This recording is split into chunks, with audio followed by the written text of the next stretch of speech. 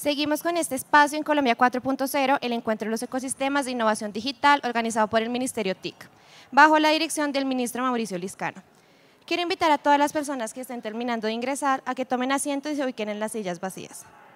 Ya todos los que se están conectando a todas nuestras redes sociales que sigan sintonizando esta transmisión en vivo. A continuación disfrutaremos de la conferencia World of Semiconductors con Katherine Hayashi and the Director Global and Semiconductor Chair at EAAA. Por favor, recíbanlo con un fuerte aplauso.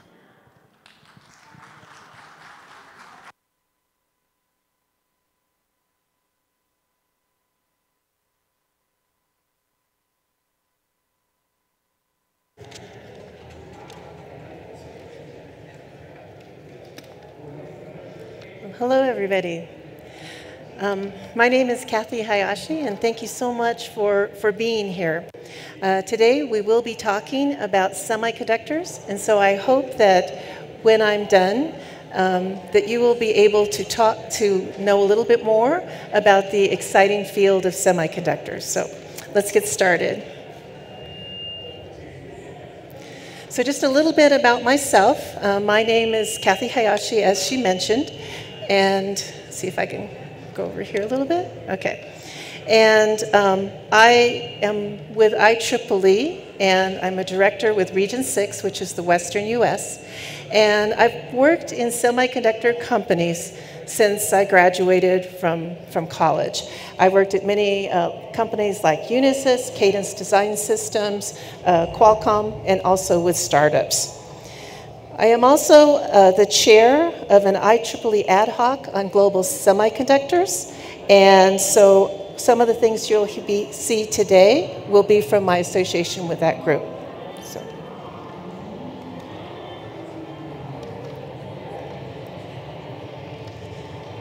So I first want to introduce IEEE, and IEEE is a nonprofit that is celebrating 140 years. What IEEE hopes to do is we hope to engage and support technologists all around the world, and for all the different technologies, including semiconductors. And also, we have many programs designed to support technology throughout the world. Now, I mentioned that I was the Region 6 director, which is over here on the Western US, but wherever you are in the world, there is a region with IEEE. And here, you are in Region 9, and the director here is Jen Castillo, and we also have one of the IEEE leaders here, Lorena Garcia, who is also joining me here today. Thank you, Lorena.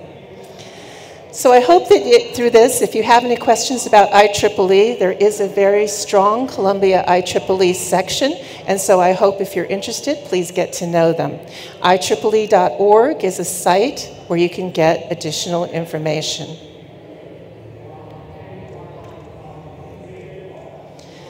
Now, I mentioned that I am the chair of IEEE Global Semiconductors. And what we tend to do here is to help our members, and with over 475,000 members worldwide, we are looking to make sure that their technologies in semiconductors are matched with a lot of the global semiconductor initiatives. Now, some of the global semiconductor initiatives you may have heard of are the IEEE CHIPS Act, there's European CHIPS Act, there's many that are in Region 9 in Asia, and there's also several through other grants, such as with the State Department ITSA grants, which are going to some in Latin America. So we're trying to keep track of all the things going on in semiconductors, all the things that are going on in the global initiatives. It's a big task. But what I'd like to do is kind of show you today a little bit about what we mean by global semiconductors. Now first, what is a semiconductor? That's a good basic question. So semiconductors are anything that is electronic devices. So semi and conducting. Conducting is conducting electricity. And what we also have are those that when you hook up, for example, I'm going to charge my phone, there's electricity going back and forth. That's a circuit, and it's connecting and charging your phone. So electronic devices, semiconductor devices, can be found in many things. So some are in your phone, chips that help your phones work. There's also in watches, cars, laptops. A friend of mine has a refrigerator with a smart display on the front. So those are the things that from the time you wake up in the morning until you go home at night, you are interfacing with semiconductor devices almost the whole day. But even on a grander scale, it is part of the energy that we get, the transportation systems we use, all the communication devices, and healthcare. There's usually a semiconductor chip in almost all of those. Now, during the pandemic, we started to realize, hey, there's a lot of impact of these semiconductor devices. And people started to pay more attention to not only the importance, but how we can all participate in creating these electronic devices.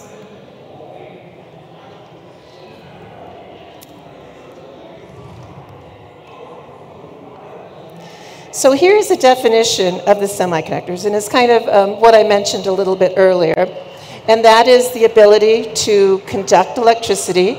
And then we also have insulators. So if you have that charger, you know that electricity is going through it, but when I touch it, I don't get shocked because I've got an insulator on top of it. And you'll see in the background, I've got ones and zeros all over. So when you're doing digital designs, it all goes down to ones and zeros.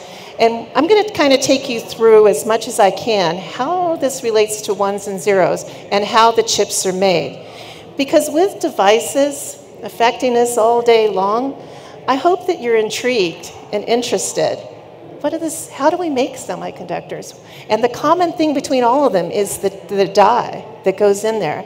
It's like, how do they make it? How does this work? And so let's talk a little bit next on the next coming slides. So there's some additional words. The die will usually go into a package. Package goes into sometimes a board, and the board will go into your device. So there's a lot of terms related in the semiconductor industry. So there's chips, there's integrated circuits, sometimes we'll say VLSI, very large scale integration, electronic components, and transistors. So those are a lot of the terms that you'll hear in semiconductors, but hopefully as we talk more about it, you'll feel a little bit more comfortable with them. So remember I said there was a die. Let's see if I can show that here. So this is a package. If I was to pop off the back of the phone, you'll see a whole bunch of circuits in there. And you won't really see the die. You'll see a package and packaged parts. But this is kind of an old package, but if you pop off the back, you'll look and see a die there. That's made out of silicon, it's really small, and that's what we create, the computer chip that goes in a package, that goes on a board, and is put into different products, okay? So this die is protected. We don't want that die. Has a lot of very small parts in it, and any piece of dust will cause it not to work anymore. So that's why we protect it in this package. And so we have it in this package, we'll put it on a board, and put it in a lot of different devices. So now we know what a die is. And we put it in packages, put it on boards, and put it into the device. Now, throughout my career, in fact, this is most of my career, we had something driving us, and it was called Moore's Law. How many people have ever heard of Moore's Law? A couple people, okay. So Moore had a law that said every year that we were going to put more things on that little chip. More and more things, more gates, right? And you're also going to make it smaller. And you're going to give it at a price point that's going to be, affordable, right? Not to exceed the price every year. So those are the three things that we were told as I was a CAD engineer, so semiconductor engineer. We were told that every year. And you can kind of see it because we started out big, right? And we got smaller. Your phones are really skinny. The functionality from here to here, we got more functionality, we got more logic, more things on those chips. And also the price, some phones are a little expensive, but the chips themselves were within a range that people could still afford them and people could still buy them. That's what moved the industry for this many years. Now, some people say that we've kind of reached the limits, that we're not going to be able to increase as much as we did before. But that's okay. The semiconductors is filled with innovation. It's filled with people trying to do even more.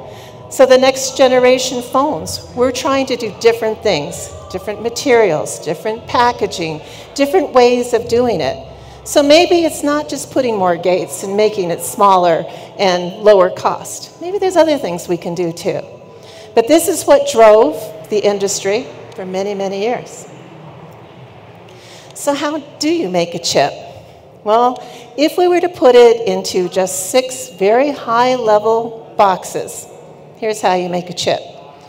Now, the first thing is you need to understand the market demand. And that is one of the most important parts, is that I work with a lot of people that are looking to the future 5, 10 years from now. And we're starting now to build the technologies that you will see many years later. And that is the fun part of making a chip, is working on things that have never been done before. It's full of innovation, full of working on things that people are only thinking about. And I remember, as an example, we were working on a chip and people were saying there was going to be 3 cameras. I was like, 3 cameras? Why would anyone want 3 cameras?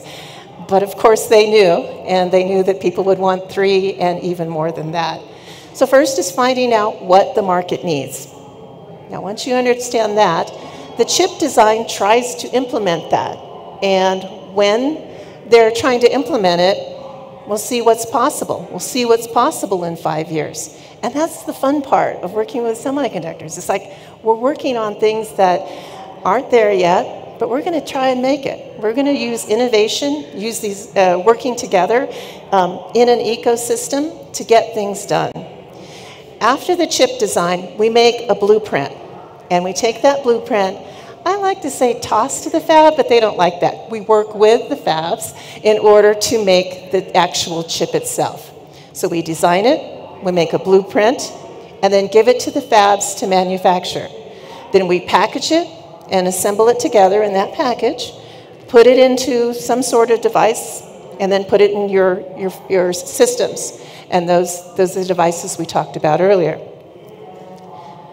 Now, the thing to know about this is that semiconductors is an ecosystem, and it is composed of people all over the world contributing to the global supply chain. So, for example, remember those boxes I showed you? One could be one location. I'm from San Diego, so there might be some design work being done in San Diego. But then when we verify the chip, that may be done somewhere else. And then when we take that blueprint and give it to a fab, the fab can be located somewhere else. And then when the fab takes the packaging, somewhere else in the world. So you can kind of see that all those boxes do not need to happen in the same location. In fact, they shouldn't. And the ecosystem is strong and resilient because we have these all over the world. And as long as I've known, it's been a global ecosystem, and I surely think that that will continue to stay. So now let's go back and let's talk a little bit about how the chip is actually made. So it starts with a design flow. You've got your marketing requirements, you've got your high-level description, and now we're going to give you the steps to design that chip, to make that blueprint, and it'll look something like that. Okay, that's more than I can cover in about 15 minutes, so let me take it down to 3 parts. First is the design and implementation. And essentially, for those that are in the industry, we use a programming language. It's a hardware description language to describe what that chip is going to do. So for example, if I was going to say, make a calculator, I would get this special programming language, and I would write 2 inputs and then one output, and then the behavior I want to see is I want it to add. And that would be my calculator. Now, the only difference between this and a regular programming language is it's clock-based. So it'll be timing. So we'll get the inputs here at one time, and then I'm going to clock it and get the outputs to the next one. So that's kind of the fun. It's a time-based, clock-based way of looking at logic.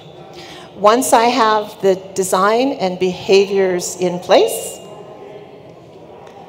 then we need to verify it. So first of all, I'll give it everything I know. Here's a 2 and a 3, and it's going to equal 5. Here's a 4 and a 2, that equals 6. But then we'll do even more verification. We'll start sending, what if I sent it a T and an A? What would it come up with then?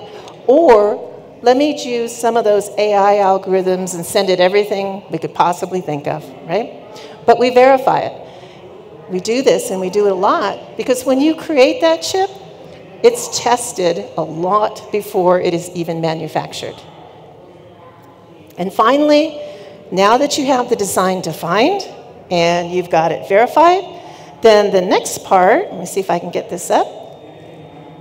Let's see. One more. Oh, there we go. And the last part is to actually do the design. And let me see if I can go. One more. Okay, there it is. And then you get the physical implementation. Okay, that's where we're talking that you take this design, you use a lot of software, turn it into schematics, gates, transistors, try to put it on the die. We have algorithms that'll do floor planning, and we also have a lot of tests to make sure that it's manufacturable. So that's the physical design implementation. Put that all together, and then we have the design that we need that will go to the fabs.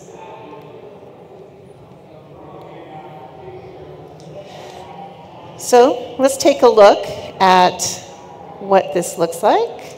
So here we go.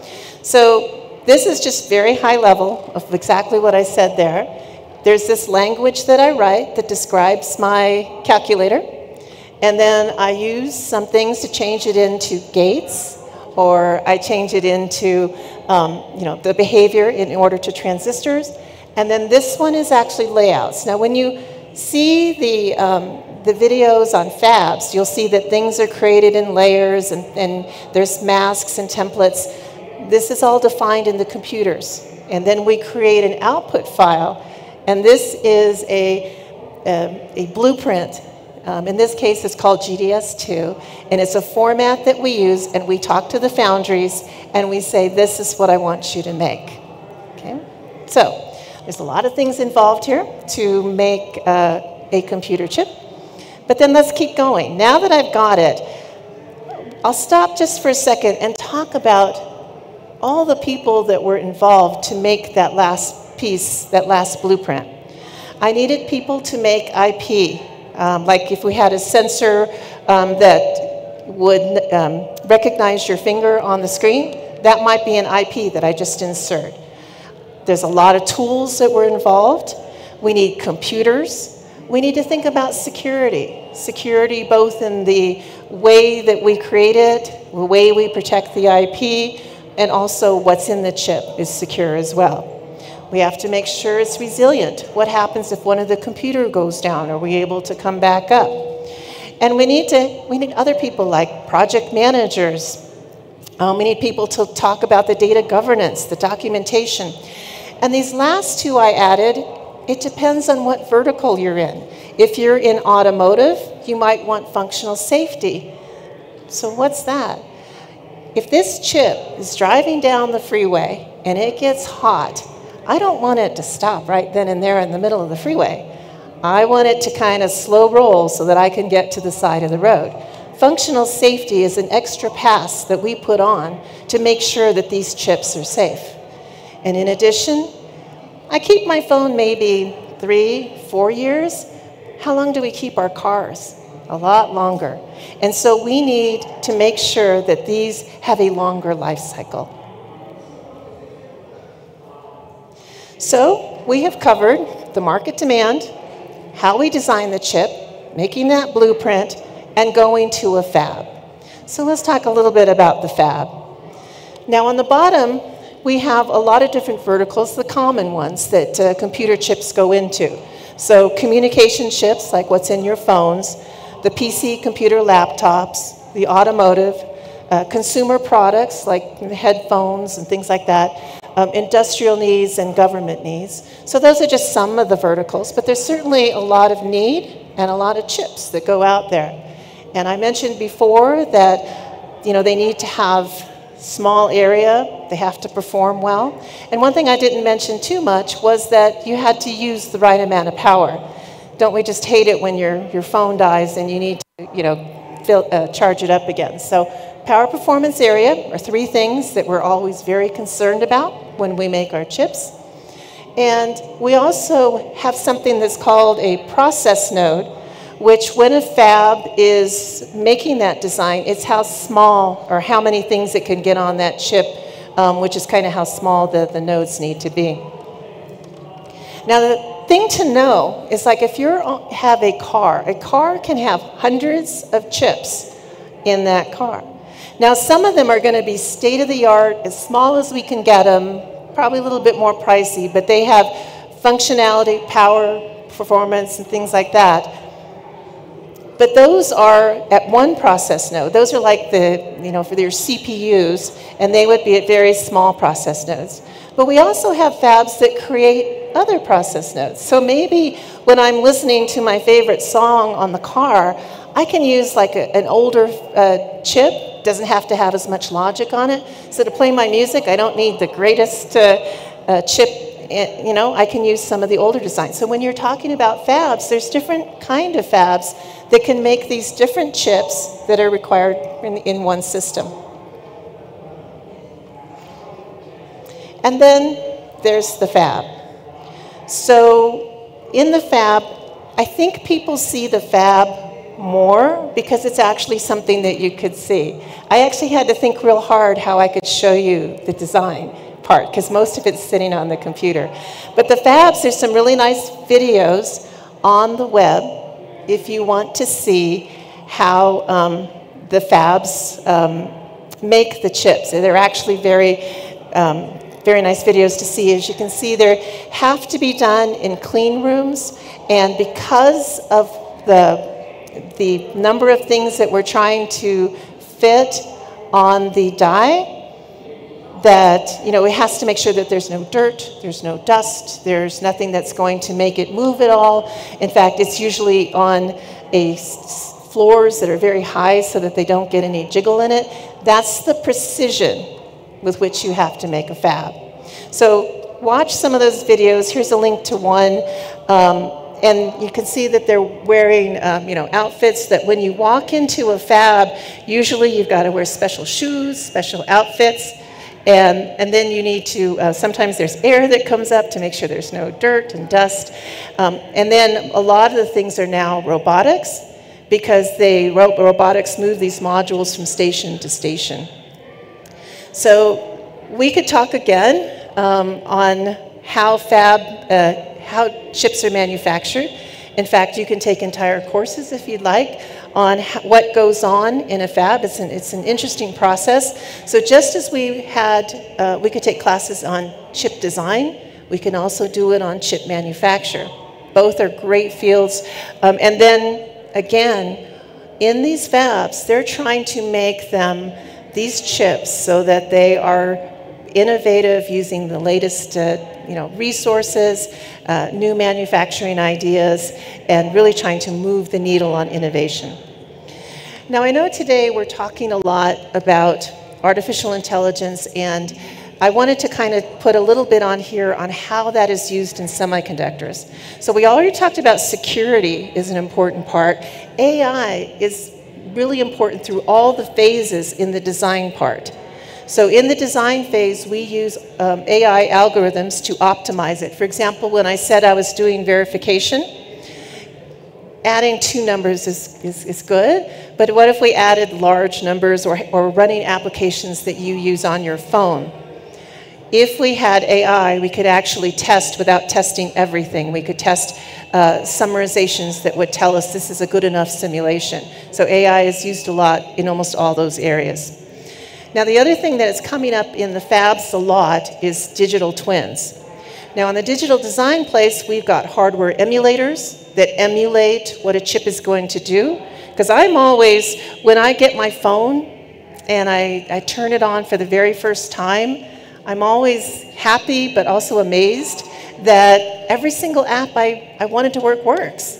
Well, that's not by chance. That's because they were testing it, they were emulating it. They have hardware emulators that are actually simulating these phones before they're released. And the same thing can happen in the fab. You can have a digital twin as you're creating the chip, and if you make a change in the digital twin, you can test out a new process, and it would then be reflected in the process. Or if the process was having issues and you wanted to fix that, and then you could do it in the digital twin and emulate it before you actually push out those changes. Digital twins allow things to move faster, and in the semiconductor industry, that's what we always do, is we try to move and get things to market as soon as we can. So it can be predictive, and it can be very efficient, and allows you to get real-time monitoring of what's going on in the fab. So you'll hear a lot about digital twins and artificial intelligence. Now, some of the things that are enablers, and again, I'm here with IEEE. One of the things that we do is we have databases. You can use some of the data for synthetic data, or you could use historical data that comes off your fabs. We also have IEEE standards. Standards help technologists to make sure that we have parts that are interoperable. And you might have heard some, like the 802.11 standards, or 5G, or 6G, or some of the standards you might also have heard of. Now, also to support the entire ecosystem, we have a lot of educational activities. At the end of the slide deck, I'll show you some of those educational programs, but we have many in many different areas. And of course, IEEE has many conferences every year. We hold many events, and many, if you're in academia, you've probably heard of writing an IEEE paper and getting them published. That's another thing that IEEE does to support the semiconductor industry. So within semiconductors, there's another area. We talked about getting it fabbed, but now let's talk about that package. Now, there's many, many types of packages that we could put that oh so precious die, and we can put it in a package. And there we can not only protect it, but now with advanced packaging, they're doing even more. And so they're putting multiple die with different process nodes. They're putting more circuitry. They're getting really advanced in the way that we create these packages. And there are many ways to create a package. And those are also helping us, that if we're working to do Moore's Law, but maybe we might get an assist from this advanced packaging, because the way we package it can help us move a little faster too. So in packaging, I will talk a little bit later about our micro certifications, but then again, we have standards. But also within IEEE, we have heterogeneous roadmaps. And so if you're interested in semiconductors, many IEEE volunteers have written roadmaps that talk about the industry and where it's going. So I hope that you might, if you're interested in this area, like what's going on with the packaging, a lot of amazing things, and pick up the HI roadmap, which is also on roadmaps.ieee.org. We're also working on workforce development, because you'll hear a call out many times that people are starting to understand the true importance of semiconductors. I've been in the industry a long time, and I've never seen so much people talking about needing more. And I am so happy, because yes, we do need more people, more innovators to work in these technology fields, working on the chips themselves. What if you could play a part in creating all those things that you see? And I have worked on things that You know, I've worked on simple things like luggage trackers, but I've also worked on things that go in your phone. One of my chips that I had some things to do with went to Mars on Ingenuity, and other ones went into IoT devices.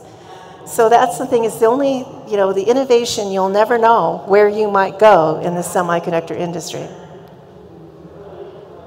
So I think we've covered most of the areas there, the system integration and then the product delivery.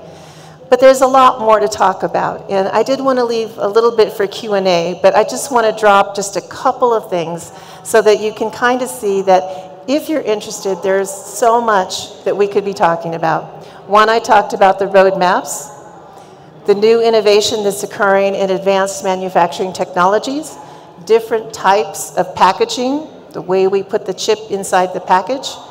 And there's also, you're hearing a lot of fabs being created and a lot of hubs.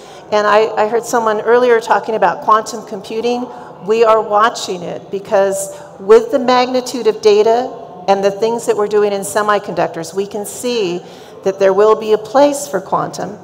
But one of those things is you start to understand it now, and you emulate through classical computing, but then when it's ready, that you will be able to utilize it in our flows. An example of this is in AI was actually being used in the 80s. We were using neural nets, but we realized that we didn't have the hardware and we didn't have enough data.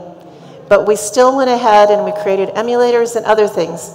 But when AI was ready, when the hardware was ready, the data was there, then AI came to the semiconductor industry pretty quickly.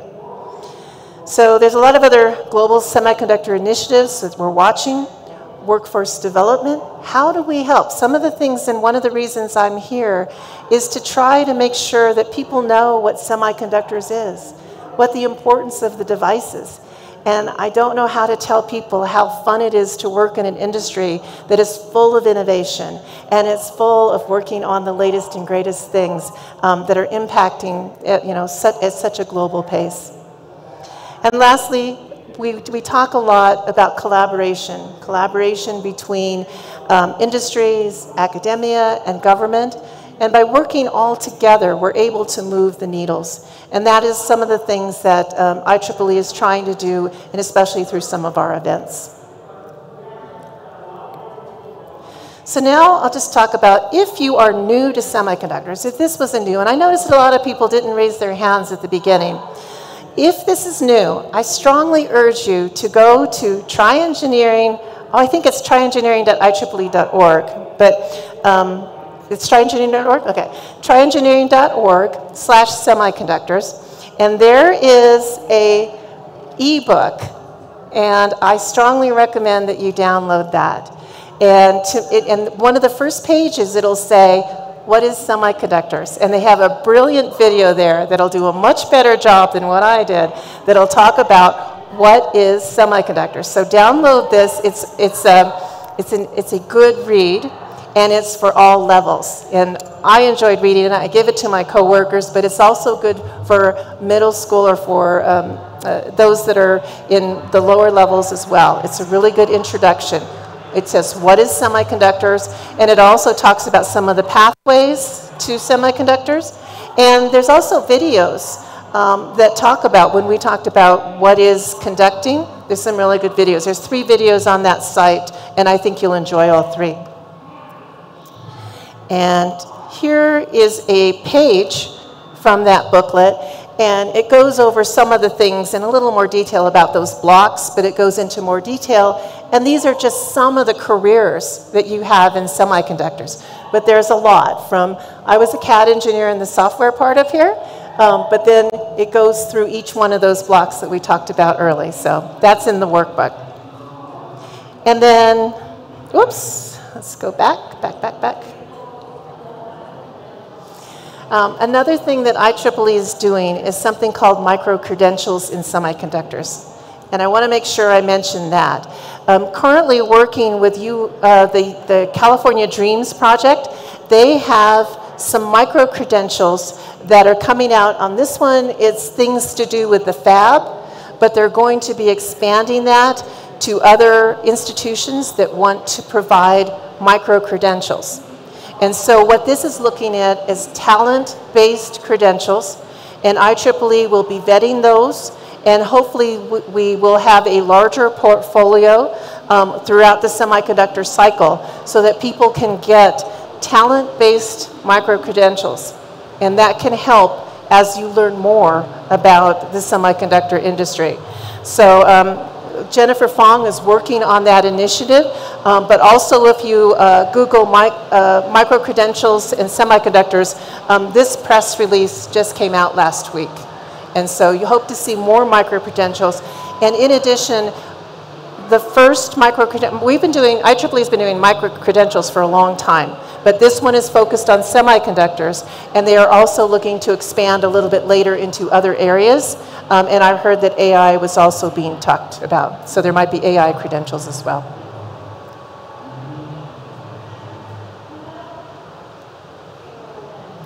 And last, there is semiconductors.ieee.org.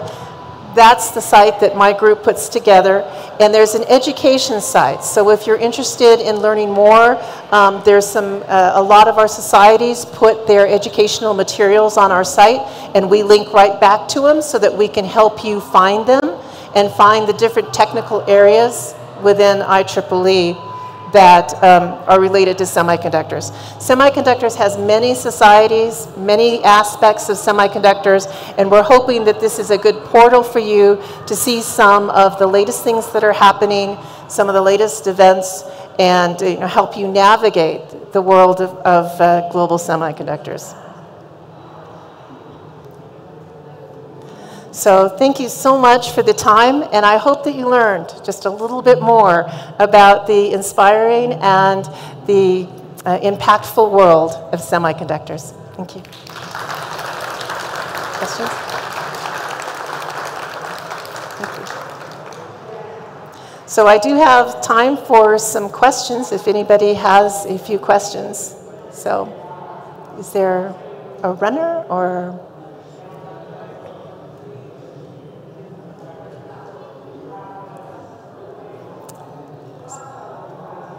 Okay, here he comes. All right.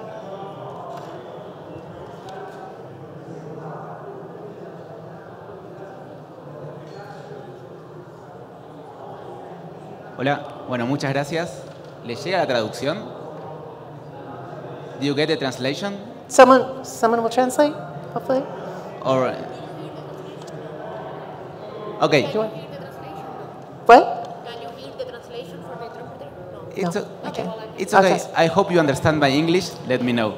Okay. Recently, there have been a lot of news regarding the race in semiconductors between different countries because it's a very important part of the technological evolution. I would like to know which are the technical barriers for a country to be able to develop these semiconductors and if there are a lot of countries in the world that they can build them, of just a few of them? That's a very good question. So he's asking for global countries, what kind of aspects of the semiconductors should they be interested in? And like I said, this was a global ecosystem. And so many countries are asking just that because there is a lot of activity in this, and rightly so, right? Because there's so much to do, we need more people all around the world. So part of it is what a lot of countries are doing, are looking at what they currently have. And what are the resources, what are the peoples, what are our skills? And we're looking for transferable skills. So if they're doing something, can we do transferable skills into other areas? But I can say that if you just confine that niche, then that it will be part of this ecosystem. Now, there are some government agencies that are actually supporting some packaging initiatives. So if there seems like that might be a fit, there is a lot of initiatives for packaging, international packaging initiatives. But I also know that in some areas, there's one fab in Europe that is focused primarily on automotive. And so they found their niche. So they're automotive, and they're known as the place to go. So I think the thing is to find out what your areas, what your skills, what your goals, what would help the area the most, and then trying to, make sure that you build your workforce development, see if there's any transferable skills, work with academia in order to make sure you've got the there, and then, provide if there's any incentives that might help and support that. And working with industry, academia, and government, and also getting the word out that, hey, this is what we do, and this is how we support the global supply chain. So, thank you. Are there others? Were there a question over here? Was there one over here?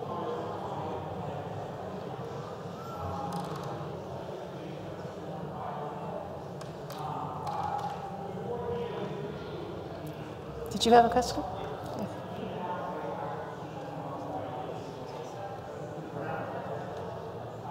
One question.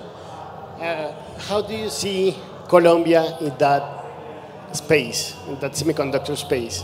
What do you think Colombia should do to be part of the global semiconductor market? From an IEEE perspective, what I'm doing is trying to support semiconductors in whichever area wants it. And certainly Colombia does have a great academic institutions. We've got a government that supports many initiatives, the AI and others in technology in general, right? And so I think there's just such a lot of opportunity in this country as in others, right? So from an IEEE perspective, I'm here to provide the technology, but I know others like Lorena, who is also working on many of the initiatives, and you might want to touch base with her afterwards and talk about some of the things that are going on and some things that might be benefits. So I hope my talk helps support that, but from a country perspective, I think Lorena and others afterwards will have some great discussions with you. Thank you.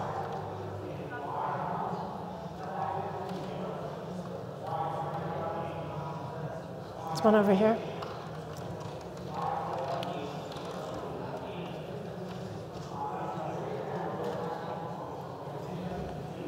Hi. Hello. Hi. Thank you for the exposition. What future do you envision for the semiconductor industry in the next years? What advancements are you seeing in the future like? What's next? Oh, so many things. And that's why in that first graph you saw that some people say that Moore's law is leveling off. So we may not, and that's debatable whether it is or not. It is certainly slowing down. But to me, there's so much, because throughout my whole career I was focusing on those three things. But now we have a whole group of engineers that can focus on variety. You're going to see a lot of different advancements in packaging. The way that we package those chips is going to just, they're putting a lot of resources into seeing how we can do that. So look for advanced or different types of packaging will be one of the initiatives. The digital twins, which I mentioned, you're going to see more of those in the fabs, and different resources, getting to different high temperatures so that we can go to space and other things. So new resources, digital twins, and also the impact of AI. We do have AI in most parts of the systems, but as we mature in the AI, there will be even more. And then that is just, what can we think? And one of the persons in the other sessions asked me, what is, it takes diverse talents in order to be in the semiconductor industry, and creativity and diversity of thought are two of the most important. Because as we're doing these things, I need people who can think outside the box, because this is the way we've been doing it. But we need people that can say, well, what if we did it this way? And get us to move and innovate in ways that we've never even seen. And I think this industry is certainly poised for a lot of that.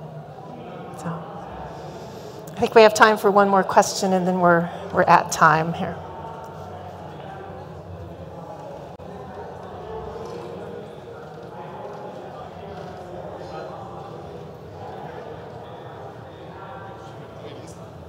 Hello. Oh, that's Hi. Hello. Hello. Hi. Thank you for your presentation. Quick question. What are your thoughts on 3D integrated circuits? I've heard that's one of the next steps, but I don't know how innovative they are. What was the question on what? 3D, what are your thoughts? Oh, 3D? On 3D integrated circuits. 3D integrated circuits. That has a lot to do with advanced packaging. So you can do stacking die. There's different ways that you can package the chips so that would be under the category of packaging, advanced packaging. And there's tons of things going on. That is a lot of area for innovation right now. So Lorraine and I will be here a little bit afterwards, so if you have any further questions, please stop by. We'd be happy to answer any additional questions. Thank you so much for having me here, and I hope you learned a little bit more about semiconductors. Thank you, everybody.